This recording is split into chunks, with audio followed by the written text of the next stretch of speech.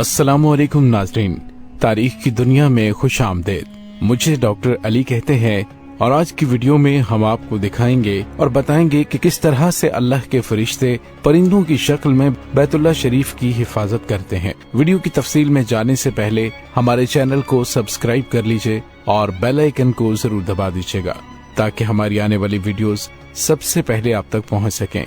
और comment section में सुभान अल्लाह कमेंट जरूर कीजिएगा। नाज़रीन, नजाशी शाह हबश ने अब्राह को सूडान का हाकिम और अरबाद को यमन का हाकिम मुकर्रर किया था। कुछ अरसा बाद अब्राह ने यमन पर हमला कर दिया।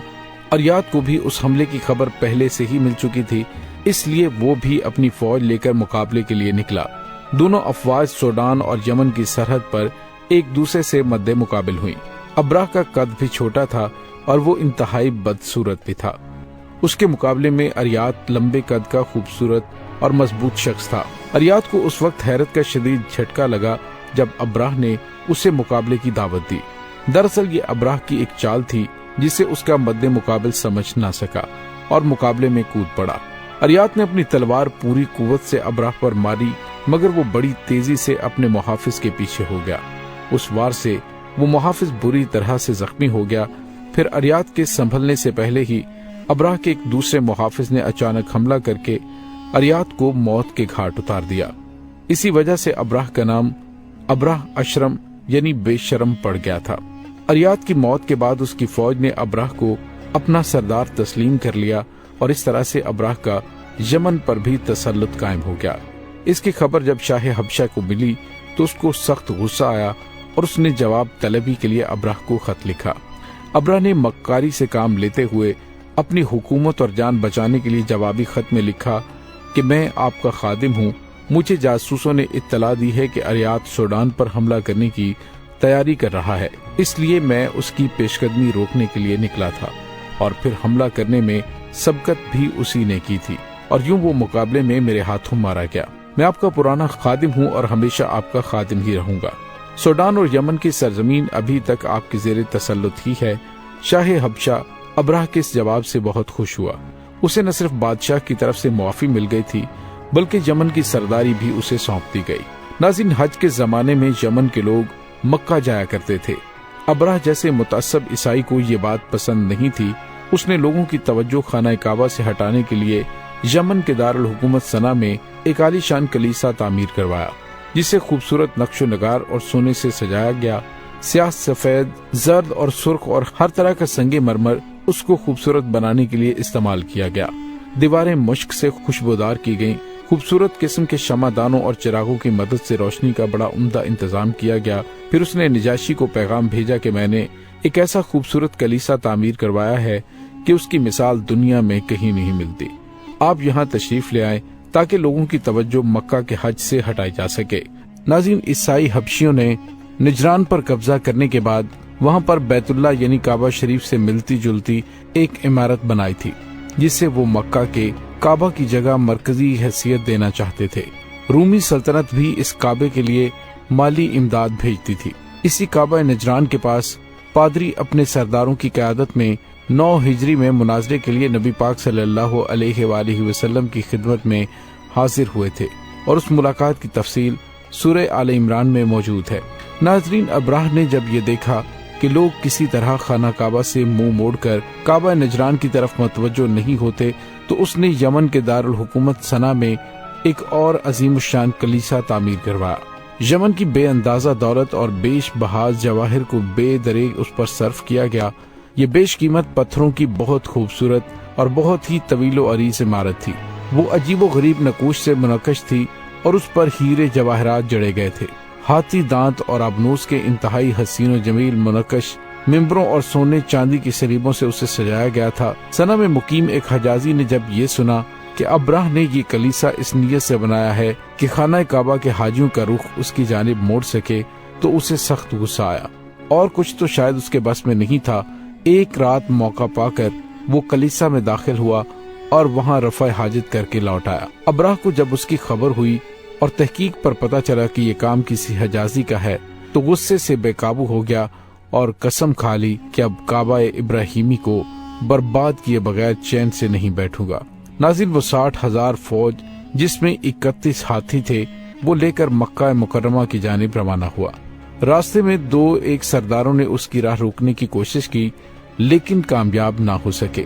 अब्राह मक्का के करीब पहुंचकर खैमा जन हुआ तो उसका एक सरदार अहले कुरैश के बहुत से मवेशी लूट कर ले गया, जिसमें रसूलुल्लाह सल्लल्लाहु अलैहि वसल्लम के दादा हजरत अब्दुल मुत्तलिब के 200 ऊंट भी शामिल थे।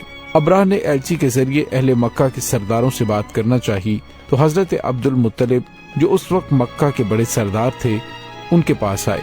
वो इस कदर वजी और शानदार शख्सियत के मालिक थे कि अब्राह उनसे बहुत ज्यादा मुतासिर हुआ और तख्त से उतरकर उनके पास आ बैठा।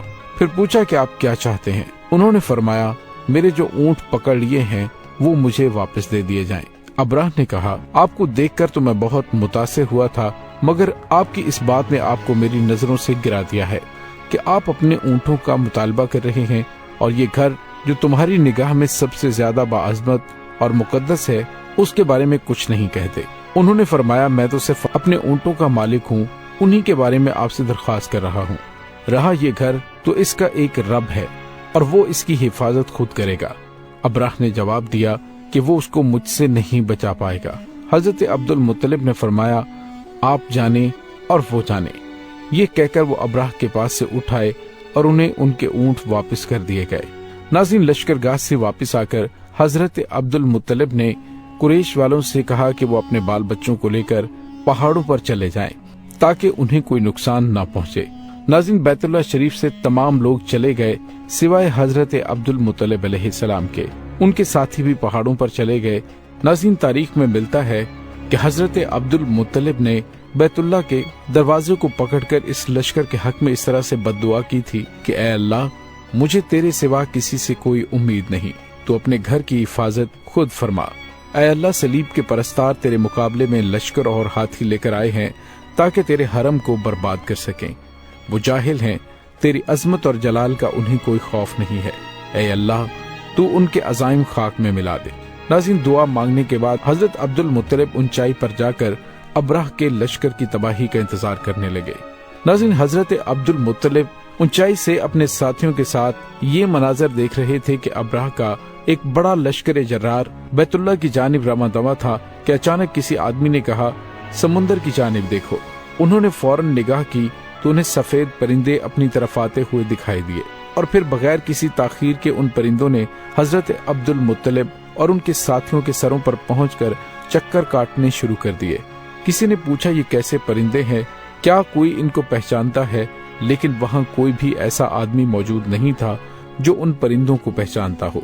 इस पर हजरत अब्दुल मुत्तलिब ने फरमाया, ये अरब के परिंदे नहीं हैं, ना ये नजदी हैं, ये तिहामी हैं और ना ही शामी हैं। पता नहीं ये किस इलाके से आए हैं। किसी ने तादाद के बारे में पूछा तो हजरत अब्दुल मुत्तलिब ने फरमाया, शहद की मक्खियों की तरह बेशुमार हैं। हर एक की चूंच और पंजों में छोटी छोटी कंकरियां हैं। उन परिंदों की चूंच सुर्ख, सर काला और गर्दन लंबी है। सब एक लीडर के ताबे हैं और उसी के पीछे हैं। फिर जल्द ही वो परिंदे अब्राह के लश्कर की जानिब बढ़े। अब्राह अल्लाह ताला के घर को गिराने के लिए अपना लश्कर लेकर आया था और अब अल्लाह ताला ने उसके मुकाबले के लिए अपना लश्कर भेज दिया। जी हाँ, ये छोटे छोटे परिंदे अल्लाह ताला ने अब्राह और उसके लश्कर को निस्तो नाबूद करने के लिए भेजे थे। ये वही परिंदे थे जिनका जिक्र सूरह फील में हुआ है। बहरहाल उन परिंदों ने अब्राह और उसकी फौज के सरों पर पहुंचकर वो छोटी छोटी कंकरियां बरसानी शुरू कर दी जो वो अपनी चूंच और पंजों में लेकर आए थे। लश्करियों को वो छोटी छोटी कंकरियां गोलियों की मानद लग रही थीं। जिसको भी कंकरी लगती वो मर जाता। कंकरी लोहे का खौद तक फाड़ देती थी और फौजियों के दिमागों में घुस जाती थी। सरों पर पड़ने वाली कंकरियां सिपाहियों की दुबर से निकल रही थीं। हबशी सरासिमगी के आलम में इधर उधर भाग रहे थे और नफील बिन हबीब को यमन का रास्ता बताने के लिए तलाश कर रहे थे, मगर नफील बिन हबीब उस वक्त पहाड़ पर मौजूद उनके दुर्गत बनते हुए देख रहे थे। अलगर्ज वो लश्कर उन कंकरियों की चोटों से खूब जलीलो रुस्वा होकर हलाक हो गया और उन कंकरियों के लगने से अब्राह के जिस्म पर चीचक के दाने निकल आए और उसका तमाम बदन गलने सड़ने लगा। जिस्म से पीप और लहू रसने लगा। उसके बदन के अज़ा कट कट कर गिरने लगे। आखिरकार उसका सीना फट गया, दिल बाहर निकल आया और यूं वो जलीलो रुस्वा होकर मर गया। जब सारा लश्कर खत्म हुआ तो वो परिंदे जिधर से आए थे उधर ही वापस चले गए। फिर एक सैलाब आया जो सारी मुर्दा फौज को बहाकर समुद्र में ले गया। नाज़रीन, उम्मीद है आपको हमारी आज की वीडियो पसंद आई होगी। कमेंट सेक्शन में अपने ख्यालात का इजहार जरूर कीजिएगा। इसके साथ ही डॉक्टर अली को इजाजत दीजिए। इंशाल्लाह बहुत जल्द मिलते हैं एक नई वीडियो में। तब तक के लिए अपना बहुत सारा ख्याल रखिएगा। अल्लाह वारिस।